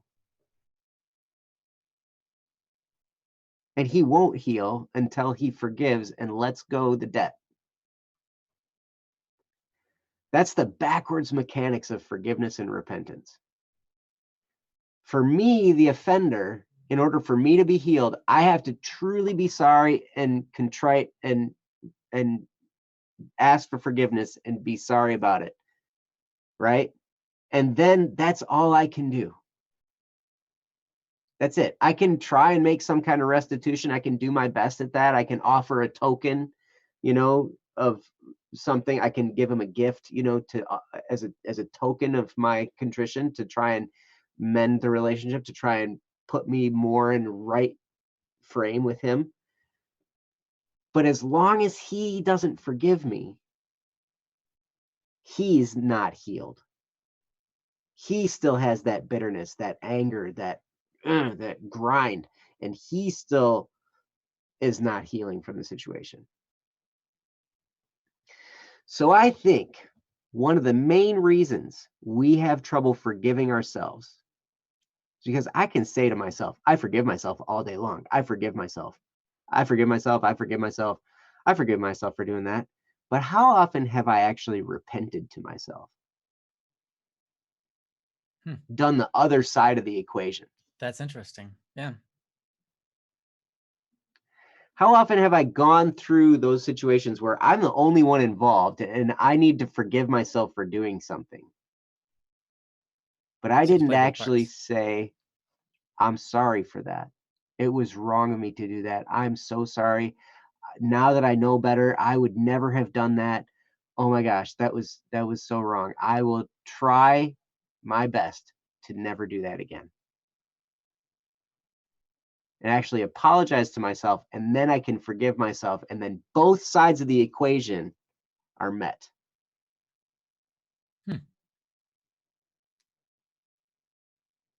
So now I have not actually read this in a book. I've just read either side. And I'm like, Right. why is it so hard for us to forgive ourselves? And I think maybe that might be why, because we don't fulfill both ends of the equation.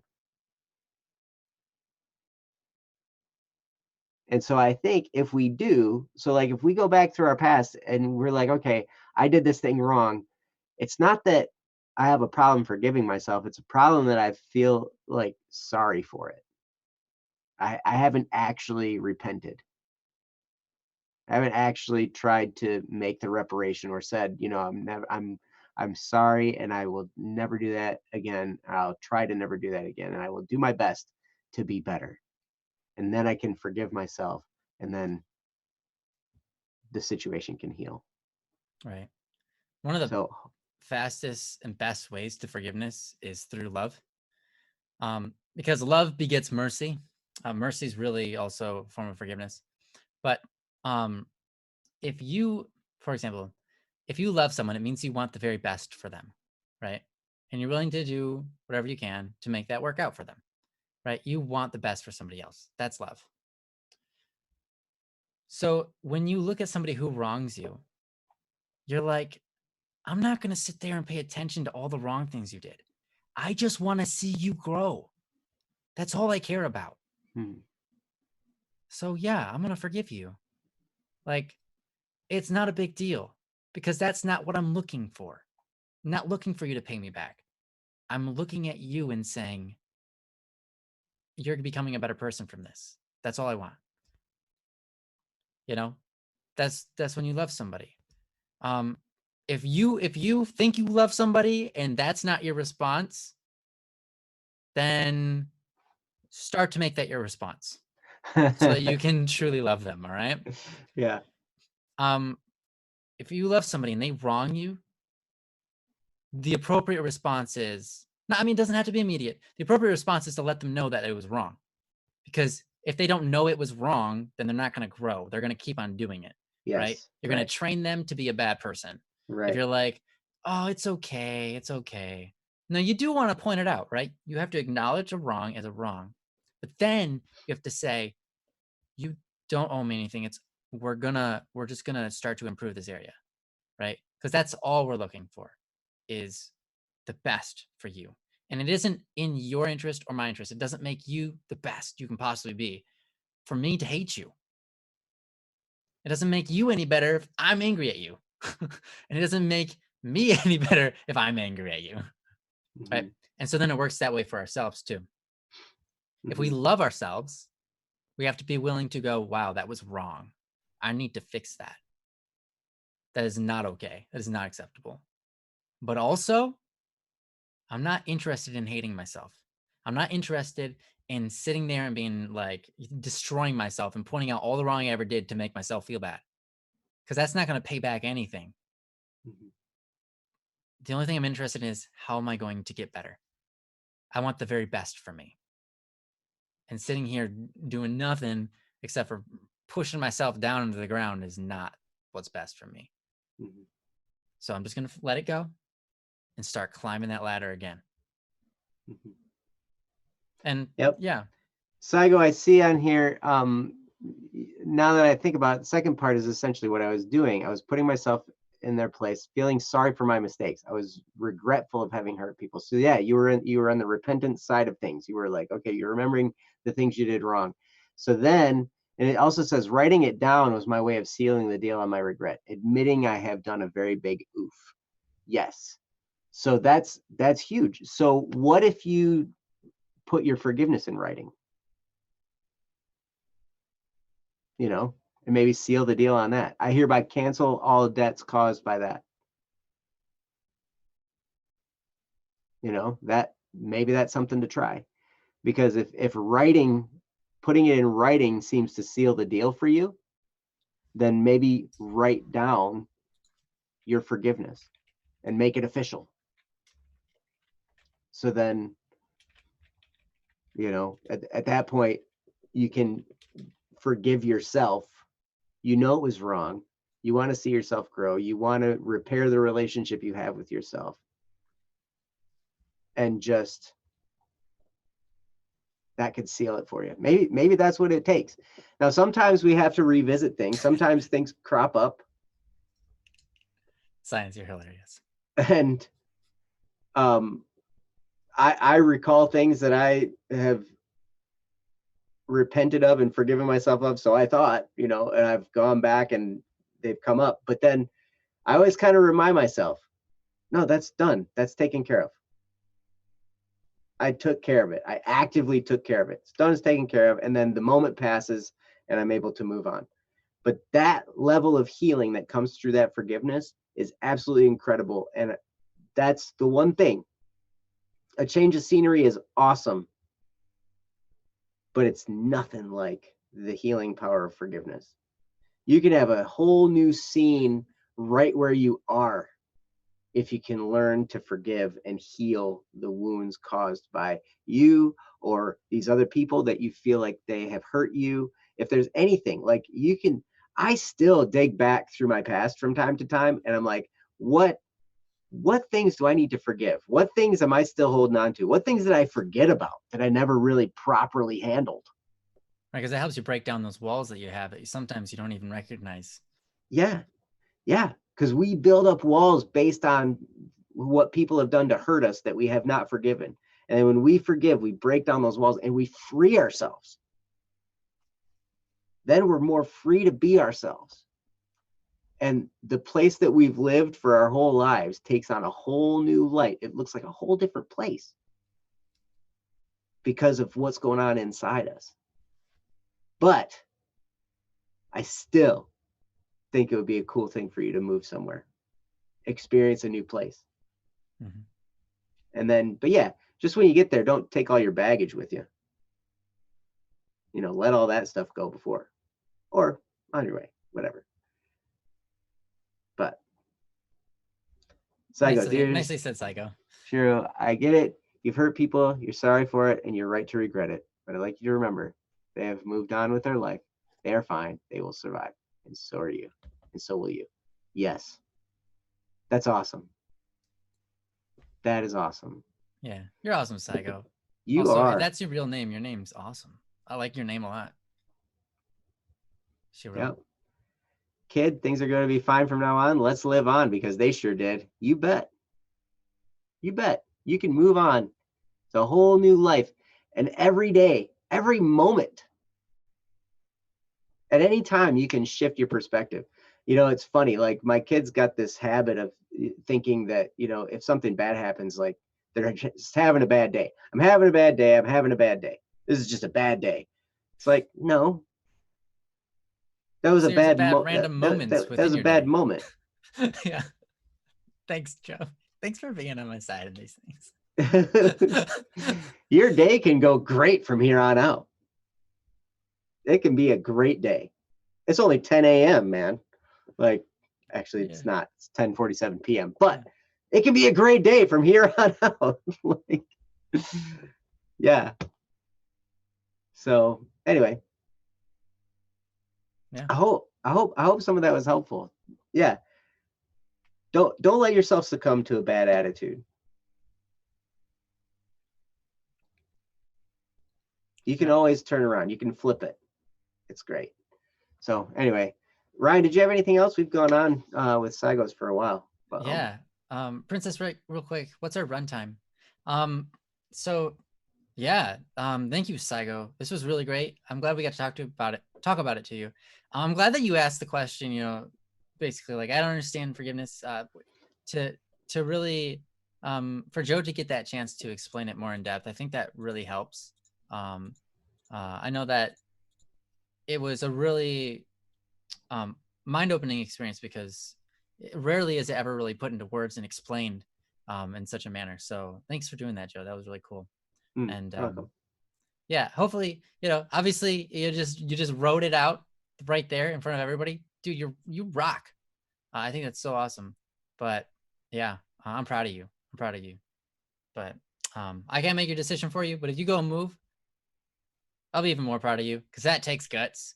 It really does.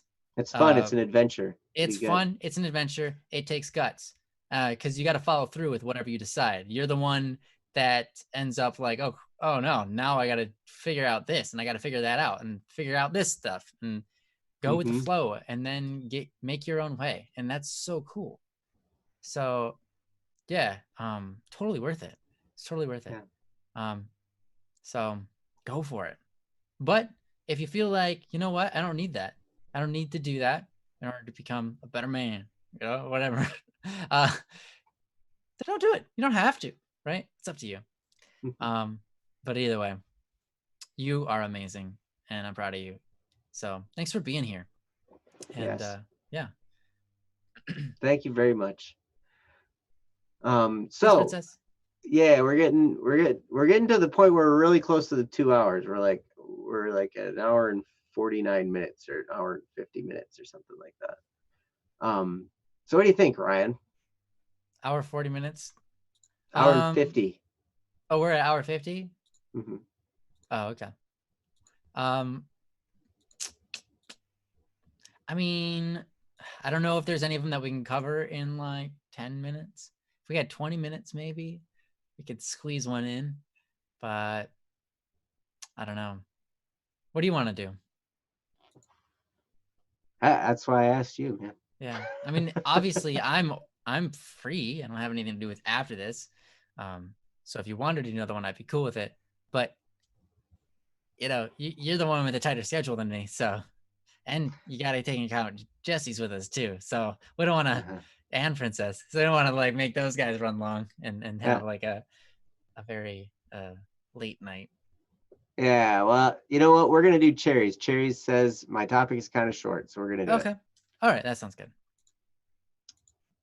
Thanks, Cherry. It's Kiwi hour. What, all the New Zealanders are gonna come over? Yes. Yeah, it's their hour right now. Talk about our Lenten promises. I don't want to get into that. No, we did that before. Actually, we did that before the stream. Talked about it. Yeah. Let's just say there's going to be an Focus. increase in the spiritual disciplines from both of us. Hmm. Spiritual disciplines are prayer, fasting, and almsgiving. And we'll There. be stretching ourselves. But Not anyway, literally, but yeah, pretty much. in those areas. Princess, oh, sorry, Princess. And Princess also. Yes, the Hmm. whole, Three of all of us. that. Yep, spiritual disciplines. We will be expanding on those. Yeah, But for anyway, sure. okay. So this is called Focus. Um, and it's from Cherry, and it says, I want to finish studying Japanese and be able to move to Japan, but I easily get distracted by other things that I like doing. How do I maintain my focus? Mm. This topic was a different post at first, but since it was kind of solved and irrelevant to how I feel now, I changed it. So that's cool. So how do you maintain focus? That's a really good question. How do I Yeah. maintain focus? Sometimes I program in times of distraction. Yeah. I think we talked quite a bit in length about that. The last one. On the last show, we talked a little bit about that, but Ryan, yeah, why don't you go ahead and Yeah. take the Um, first crack at this? yeah, this is good. How do you stay focused, especially on studying things like Japanese? Okay, well, that's one of the problems. I have started to study Japanese and then I dropped it. So I'm in the same boat as you. Welcome. Hey, the boat's big. There's a lot of us here. Uh, that know broken Japanese. Um, no, I think here's the thing. For me, it was I have other things, other duties I need to fulfill, and so I wasn't making the time for it. You got to make the time for it. But when you make that time for it, understand you're a human, right? Which makes you an animal. Yeah, that's right. Humans are animals. And I'm an animals animal. are really interesting. Animals lose focus all the time. Um, that's why they go to sleep. They're like, I can't focus on anymore. I'm going to bed.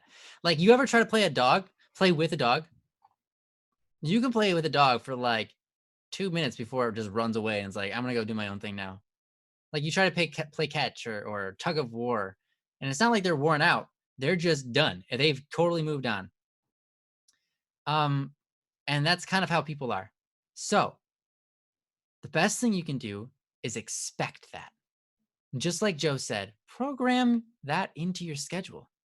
So if you could be like this helped me so much through school when I was actually doing my homework and stuff.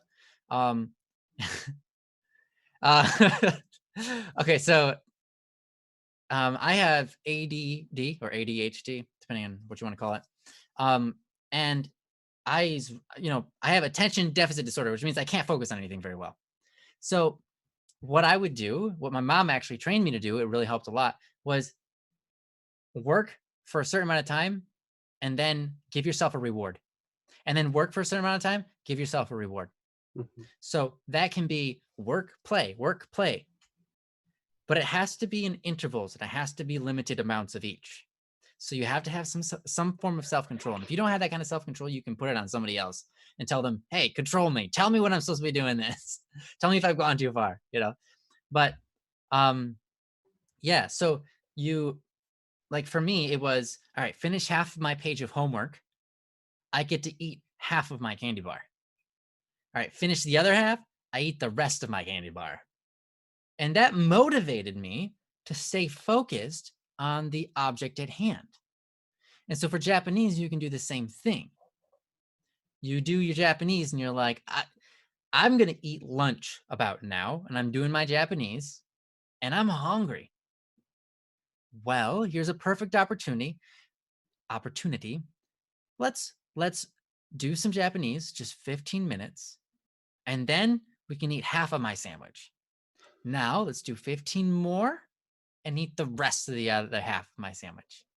but you know what? I got 2 sandwiches. So this is going to be about an hour. So I'm going to eat another half after I do another 15 minutes and then do another, right? Now, it doesn't have to be 15 minutes. It can be half an hour, whatever your focus length is for you on that subject. You know, every subject might be a little bit different.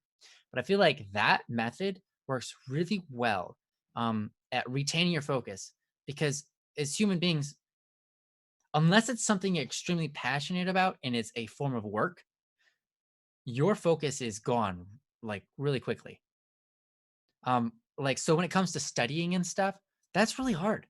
You don't see any other animals out in the wilderness studying.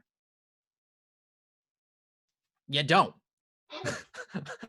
Like, they No, they might don't look at an study. object and go,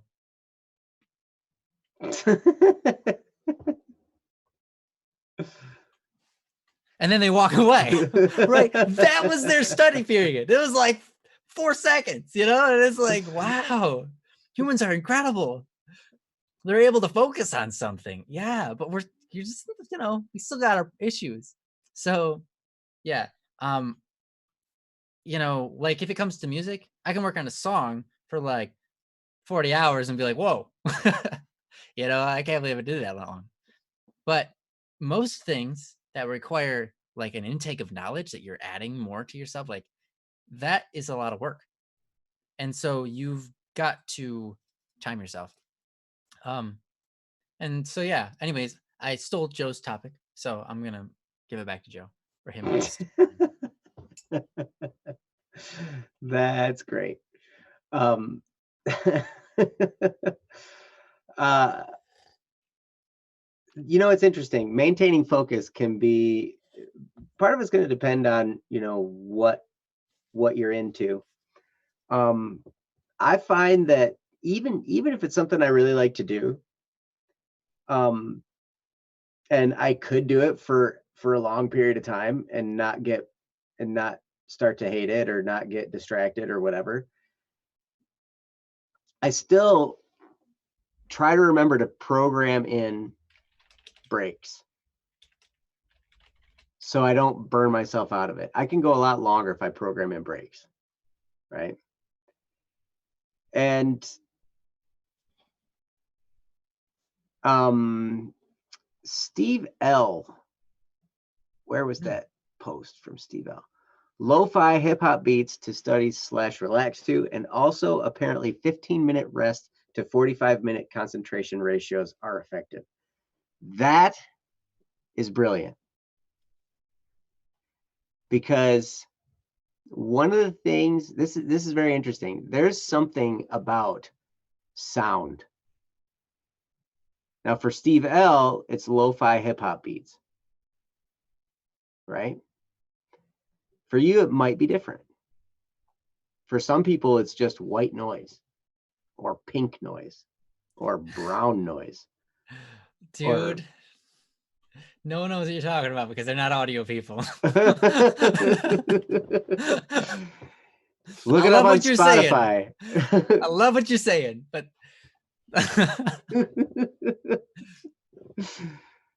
Yep, they've got it. And there's also you can look up something called binaural beats, BINAURAL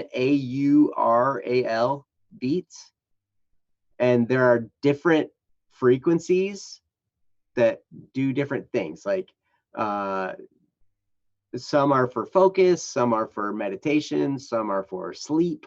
So it's basically they play these weird frequency changes to make this wave effect, this kind of vibration effect in your head. And what it's supposed to do is stimulate your brain to go into that wave pattern that's either focus or sleep or whatever, right? So yes, binaural beats are very fascinating. They are. I've used them extensively for different things. But sometimes music is the thing that I need to do, depending on what it is I'm working on. If I'm working on my car, I listen to bluegrass music. hmm. If I'm listening to, or if I'm processing inspections, I a lot of times it's funk or some kind of funk, funky blues or funky rock or something. But yeah, funk is kind of the thing for when I'm doing inspections.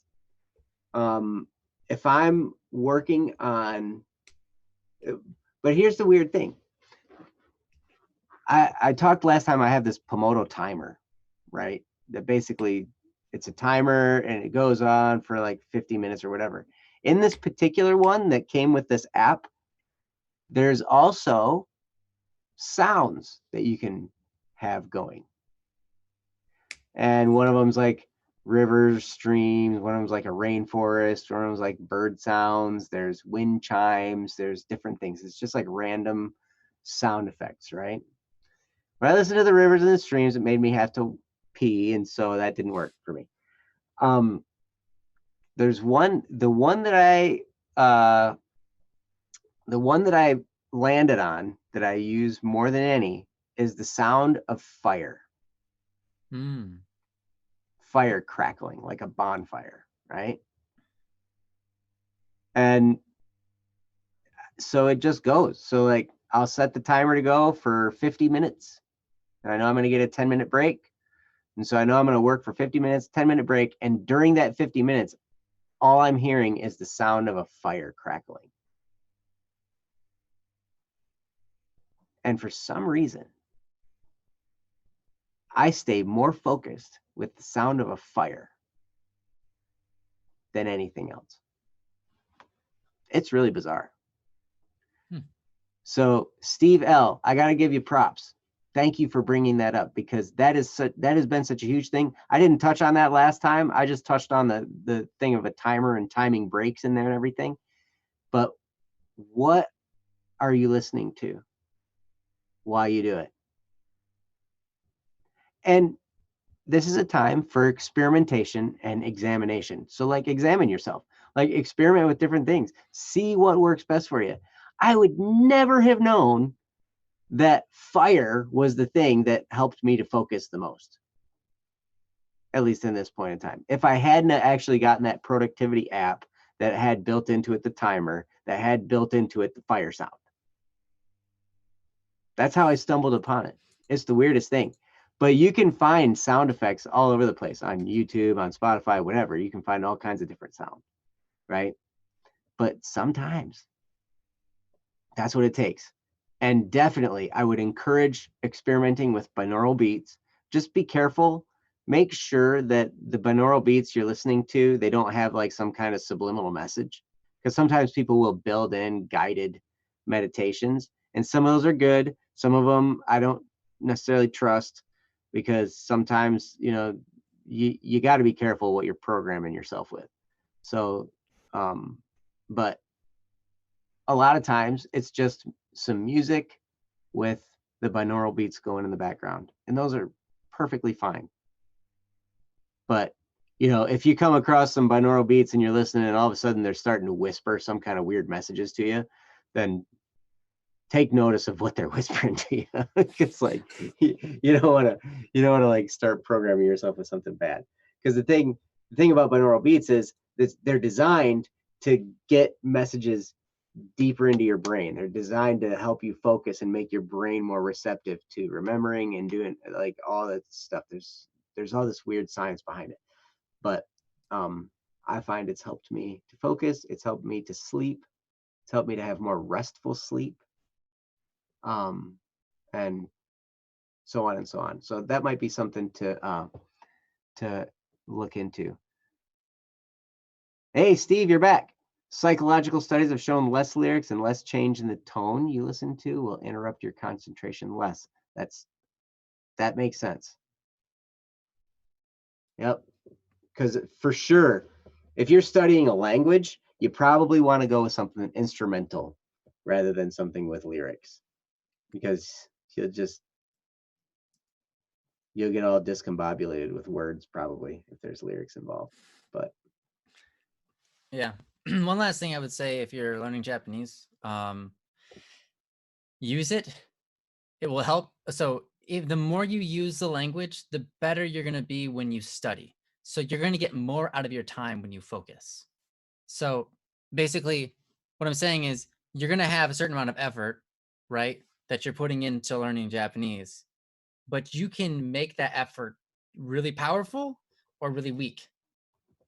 And that's really dependent upon kind of like the rest of your day. And what I mean in that is if you spend time thinking about Japanese throughout the day, like you're in silence, right? You're doing your work or whatever, and you're like, yeah, how would I say that in Japanese? I don't know all the words here, but I know I could like structure like this, and I know these words. And then you think about it and you say it while you're working on it, right? Um, you know, when I worked at the bakery, uh, I was, doing really mundane tasks. You just like take this bread, put it over here, take this bread, put it over here. It's super easy. And I start thinking, I'm like, okay, what if the Japanese guy came to the counter? What would I say? I'd be like, oh, konnichiwa. Or originally it'd be like, speaking English, and then I'd find out he was Japanese. He'd be like, oh, 日本人ですか? うん。はい。日本人です。はあ、そうはあ、どこへああ、ベーカリーです。うん、そうか。Ah, okay, so carry on a conversation with yourself about something that didn't even happen, right? So that's what I did when I was learning my Japanese and made my Japanese learning way more effective because my brain is more used to Japanese, more used to being in that mode. So when I go to study Japanese, my focus is a lot stronger. The amount I'm able to retain is a lot bigger because my mind associates with that a lot easier. Okay. So that's my last tidbit for focus. It's not necessarily focus related, particularly. It is, but it's more so about um, making sure that the time that you are focused is maximized, that your effort is maximized so that you learn the most information the fastest. My problem was that I stopped doing that. When I stopped doing that, when I stopped playing, like making up conversations in my head with two people talking, right? When I stopped doing that, my Japanese went away pretty quick. Well, not pretty quick. It took like a year for it to go away.